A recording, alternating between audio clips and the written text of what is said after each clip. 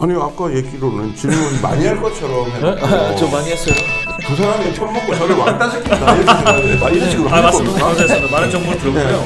네. 시청자 여러분, 참고로 여기 이런 정보를 제가 하나 전해드리겠습니다. 이 두 분의 시청자 여러분 안녕하세요. 정부의 방역 지침을 100% 완벽하게 지키고 있는 2021 주목해야 할 사회가치 트렌드 그 네 번째 시간입니다.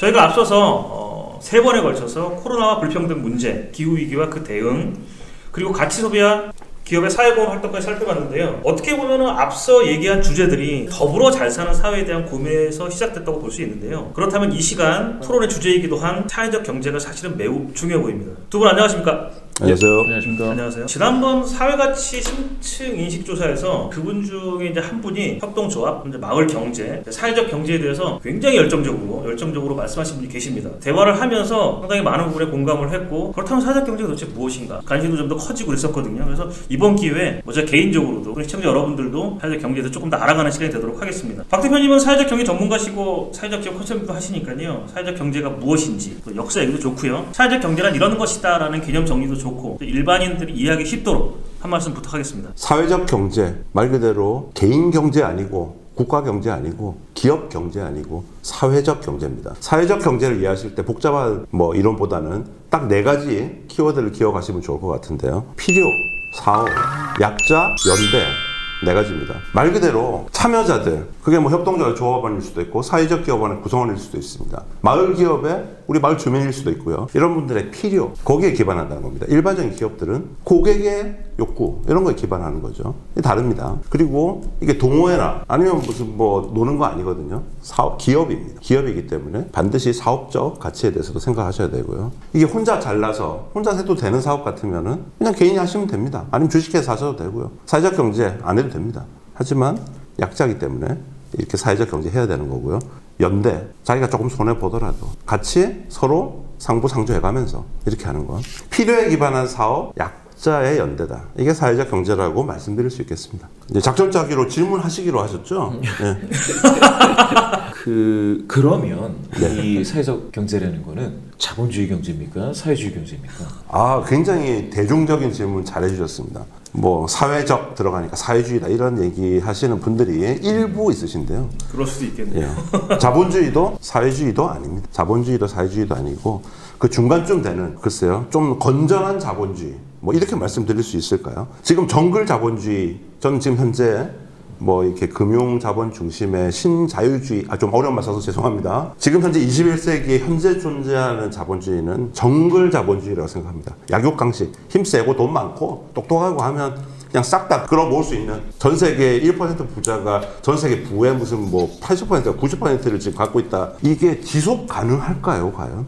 지속 가능하지 않습니다. 저는 지구가 지속 가능하기 위해서 사회적 경제는 필수적일 수밖에 없다. 그리고 자본주의 일과에 무너뜨리자, 저 그런 사람 아닙니다. 폭력적으로 이렇게 하고 이런 사람 절대 아닙니다.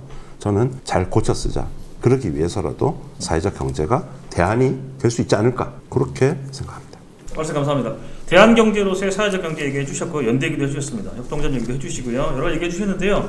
그렇다면 한국은 좀 어떤가요? 제가 알기로는, 제가 틀릴 수도 있습니다. 제가 알기로는 이 사회적 경제를 한국은 이제 정부 주도적으로 진행한다고 제가 알고 있습니다. 정부나 지자체 중심으로 진행이 되어 나가고 있는 것 같은데, 현재 한국 상황을 대표님 현장에 계시니까 솔직하게 한 말씀 부탁드리겠습니다. 예, 현재 한국의 사회적 경제 말씀드리기 전에 원래 저희도 협동, 사회적 경제 전통이 있었습니다. 여기 계신 분 두 분도 아마 아실 겁니다. 향약, 두레. 그게 그렇죠. 지금 국사 시험 볼 때 많이 나왔습니다. 예, 그러니까 이 주입식 교육의 아주 좋은 점 중에 하나인데 암기가 잘 돼 있는 거. 향약, 두레 그런 전통, 그것뿐만이 아니고 하여튼 저희는 서로 돕고 이런 전통이 없던 민족이 아닙니다. 그런데 일제강점기에 민간에서 그런 서로 상부상조하고 이렇게 되면 그게 독립운동으로 연결돼. 일본 놈 물러가라. 이렇게 연결되고 이렇게 될까봐 막았어요. 근데 그렇게 해도 어쩔 수 없이 예를 들면 신용협동조합 이런 거는 일제 총독부 주도로 만들고 이런 일을 했습니다. 그렇게 꾹꾹 눌려 있다가 1960년대쯤에 박정희 정권 시절이죠. 관주도로 이제 농협, 축협, 수협 뭐 이런 거 들어보셔서 중소기업 협동조합, 뭐 여변초, 산림 협동조합 이렇게 막 만듭니다. 그렇게 만들어지는 것들이 쭉 이어지고, 물론 그 과정에서도 민간에서는 열심히 원주 이런 중심으로 해가지고 이런 사회적 경제 운동들이 있었는데요. 90년대, 80년대 후반에서부터 해가지고 그런 실업극복 국민운동 뭐 이런 것들, 그리고 자활, 스스로 우리가 경제적인 자립을 하자, 이런 운동들이 시작되면서 민간의 움직임이 조금 더 80년대 중반 하면 아시겠지만 이제 전두환 정권 이제 끝날 때쯤 활발하게 진행이 됩니다. 그리고 90년대 사회적 기업 육성법 만들어지고 2000년대 들어와서 지금 만들어진 지 한 10년 채 안 됐는데요. 협동조합 기본법 이런 게 만들어지고 하면서 조금 더 예전보다는 관주도에서 지금 민간 주도로 조금씩 그 운동의 중심이 옮겨오고 있는 그런 상황이 아닌가 현재까지 생각이 듭니다. 그렇다면 최근 10년 사이에 뭐 사회적 기업이라든지 사회적 경제가 유행처럼 각종 미디어에서 이제 얘기가 되고 있는데요.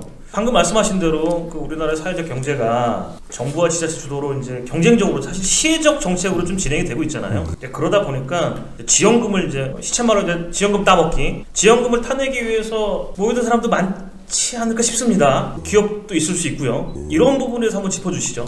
예, 사실 불편한 진실을 좀 말씀드릴 수밖에 없겠는데요. 중소기업 컨설팅 하시던 분들, 저도 경영지도사입니다만은 그런 자격증을 가지신 분들이 중소기업 컨설팅 시장이 매우 협소해졌어요. 왜냐하면 돈이 있어야지 컨설팅도 맡기고 이렇게 할 텐데, 그러다 보니까 최근 사회적 경제 영역으로 그런 분들이 많이 들어오셨어요. 뭐 짐작하다시피 그분들은 경영에 대한 이해가 굉장히 아주 풍부하신 분들이고, 그리고 무엇보다도 사업계획서 같은 문서 작성 능력이 아주 뛰어나신 분들입니다. 그 두 가지 능력이 있다 보니 방금 표현을 뭐 지원금 헌터 이런 비슷한 표현을 이제 쓰셨는데, 정부의 지원 자금을 따내기 위한 목적으로 그런 분들이 저한테도 심지어는 이메일 오고 연락 옵니다. 그 정도입니다. 예. 그런 부분을 좀 해결해야 될 필요는 있죠. 그런 상황에 대해서. 예. 지원금을 많이 받는다 이러는데, 그러면은 이게 사실은 그게 일종의 지원금을 받을 수 있도록 컨설팅을 한다라는 게 뭐 서류 작성을 도와주고 뭐 이런 것일 텐데요. 사실 그렇게 되면 이제 사회적 경제의 혜택을, 그런 제도적인 혜택을 받을 수 있는 그런 사람들은 이제 페이퍼 작성에 능한 사람 이렇게 봐야 될까요? 아니면 만약 귀농을 한다거나 귀촌을 해서 농사를 짓는 분 중에서 이제 좋은 아이템을 발굴을 해서 이런 거 하면 사람들끼리 협동조합을 만들어서 뭐 하면은 좋지 않을까, 이런 사람들은 이 지원금을 잘 받기가 어려운 겁니까? 어떻게 됩니까? 예, 굉장히 좋은 질문을 해주셨는데요. 일단 방금 지원금 헌터 이분들에 대한 어떤 대응력을 키우려면 자체적으로 본인도 경영에 대해서 공부하시고, 당사자가요, 협동조합이나 사회적 기업 하시려는 분들이 당사자가 그렇게 공부를 하셔야 되고, 문서 작성 능력 당연히 많이 이제 작성을 해볼수록 어떻게 하면은 이 잘 우리가 선정이 될 수 있겠다, 이런 노하우를 배우실 수 있을 거고, 그런 거는 기본적으로 필요하고요. 방금 말씀하신 거 귀농귀촌, 제가 봤을 때는 이게 꼭 뭐 정답은 아닐 수 있습니다만 인구 한 10만에서 30만 그 정도 내외되는 지방의 거점 소도시들이 있습니다. 예를 들어 가지고 경기도 화성, 강원도 원주, 그리고 전라북도의 전북 완주, 그리고 뭐 경남의 진주 등등 이런 곳들을 중심으로 해가지고 이런 사회적 경제 관련돼서 뭔가 새로운 것들을 만들어내고 그 지역의 문제를 같이 해결하고 사회적 경제 방식으로, 그런 가능성이 실제 지금 실현이 되고 있고, 아마 앞으로도 그런 것들이 좀 더 이제 지역의 일종의 지방 중소규모 도시 뭐 혁신 클러스터, 이런 식으로 사회적 경제의 혁신 클러스터죠. 이런 것들이 좀 활성화될 수 있지 않을까라는 기대는 갖고 있습니다. 좋은 말씀 감사드리고요. 앞서서 문제점을 조금 짚어봤는데요. 그렇다면 심층 면접 저희가 진행할 때도 조금 언급되기도 했었는데, 대표님이 이제 협동조합 직접 운영도 하시고 사회경제 전문가이시기도 하니까요. 전문가 관점에서 바람직한 사회적 경제의 방향이라면 어떤 것이 있을 수 있는지 한 말씀 더 부탁드리겠습니다. 사회적 경제라는 것이 아까 처음에 필요에 기반한 사업 조직이고 약자의 연대다 이렇게 말씀드렸어요. 그러다 보니 사실 기업은, 저는 이렇게 생각합니다. 기업가 정신, 기업을 만드시는 분들이, 창업하시는 분들이 이 기업을 만듦으로써 나는 어떤 문제를 해결하겠다, 그리고 장기적으로 나는 어떤 회사를 만들겠다, 이런 것들이 굉장히 포지티브하게 딱 정립이 되고, 그리고 기업을 만드셔야 되거든요. 그런데 필요에 기반한 사회와 약자의 연대인데 말하자면 생계형 창업 뭐 이렇게 될 가능성이 높아지는 겁니다. 그래서 거기에 머문다고 한다면은 사실 사회적 경제의 미래가 밝기만 한 건 아니라고 생각이 듭니다. 저는 기후위기에 대응하고 뭔가 사회 문제, 전 지구적으로 벌어지는 이런 것들에 인류가 계속 생존하기 위해서 불가피하게 사회적 경제로 생각하는 사람입니다만은, 키워드를 이렇게 말씀드릴 수 있겠습니다. 여성, 청년 이쪽에 계신 분들이 보다 더 사회 문제 해결형, 그러니까 보다 더 포지티브한 거죠. 아, 우리는 약자니까, 우리는 뭐 혼자서는 안 되니까 한번 뭉쳐서 어떻게 뭐라도 해보자. 이렇게 수동적으로 접근할 게 아니라 뭔가 사회 문제를 발견하고 그걸 어떻게 하면 혁신할 수 있을까? 이런 관점에서 접근을 하면은 사회적 경제가 전반적인 사회 혁신의 중요한 방법으로 자리 잡을 수 있지 않을까? 그렇게 생각을 합니다. 아니 그럼 대표님, 최근 여러 가지 보면 대한민국은 이제 지식 산업에 대한 그 희망을 많이 심어주는 것 같아요. AI다, 뭐 빅데이터다, 데이터 사이언스 뭐 이런 얘기를 하면서 이와 같이 이제 혁신 기술을 적용을 하는 그런 류의 어떤 지식 산업에 대한 기대가 많은데 협동조합이 이런 쪽으로도 가능한 겁니까? 예, 굉장히 아주 미묘한 질문을 해주셨습니다. 제가 봤을 때, 예, 사실 어렵다는 말을 제가 약간 더 멋있게 표현을 아, 예, 알겠습니다. 협동조합, 아까 말씀드렸다시피 협동조합은 이렇게 속도에 의해서 지배되는 그런 기업 구조가 아닙니다. 협동조합의 가장 중요한 가치 중에 하나가 민주주의거든요. 의사결정을 민주적으로 해야 된다. 제가 협동조합 이사장을 지금 하고 있습니다만은 뭐 일반적인 회사의 사장 이렇게 생각하시면 안 됩니다. 제가 지분이 뭐 엄청나게 많고 그래서 제 마음대로 막 사람도 막 뽑고 자르고 뭐 막 이렇게 마음대로 하고 막 이런 사람이 아니에요. 저는 제가 협동조합의 대표지만은 제가 다 직원들 말도 다 하고 골고루 다 듣고 우리 조합원들 분들의 의견도 골고루 다 모으고 이렇게 의사결정을 해야 됩니다. 그런데 지금 방금 우리 김수성님 말씀하신 것처럼 첨단 분야, 하루가 다르게 뭐 빛의 속도로 뭐가 바뀌는 이런 분야에서 제가 방금 말씀드린 그런 의사결정 방식을 택한다면 그 기업이 과연 적응을 할 수 있을까요? 저는 약간 좀 회의적입니다. 첨단 분야, 그리고 아주 기술적으로 그런 난이도가 있는 분야, 속도가 중요한 분야, 이런 분야는 사회적 경제는 글쎄요, 좀 쉽지 않다 이렇게 생각을 하고 있습니다. 아쉽네요. 네. 아, 혹시 그런 기술 뭐 이런 거 있으신가요? 네. 네. 없어 보이시는데. 네. 방금 박 대표님이 협동조합 얘기해 주셨는데요.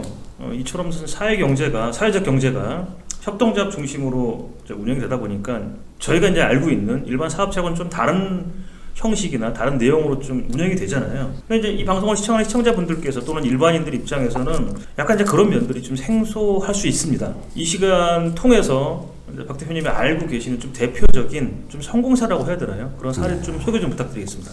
예, 지금 그림 이제 나가고 있는데요. 제일 유명한 곳이 아마 제일 유명한 곳 중에 하나가 선키스트라고 들어보셨죠? 우리나라에서 뭐 선키스트 제품 많이 팔리고 있죠.